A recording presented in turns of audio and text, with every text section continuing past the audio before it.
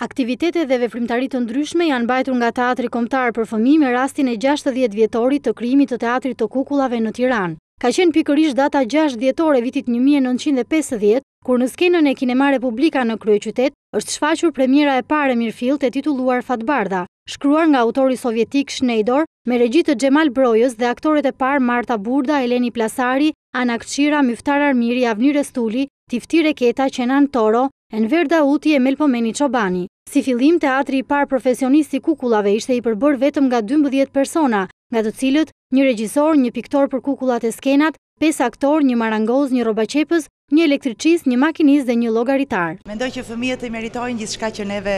mund t'i dhurojmë sot në këtë ditë të përvjetorit të 60 të këtij teatri. Jo më kot e kemi menduar në formatin e një maratone, pasi edhe ecuria apo ardhja e të gjithë personazheve ndër vite është vërtet do ta quaja në formën e një maratone. Shumë artistë të njohur kanë ardhur në këtë teatr, emra të njohur, të cilët në këtë momente nuk po i përmend, pasi do doja që të gjithë t'i falenderoja me gjithë shpirt dhe një arsye më tepër e falenderimit jo vetëm si drejtore e këtij teatri, por njëkohësisht e këtij institucioni është pikërisht shfaqje që do të japim në mbasdite, një shfaqje e cila për 30 minuta nuk do të bëjë gjë tjetër vetëm se në formën e një retrospektive do të falenderoj me shumë dashuri dhe do t'rregoj respekt të jashtëzakonshëm për të gjithë ato personazhe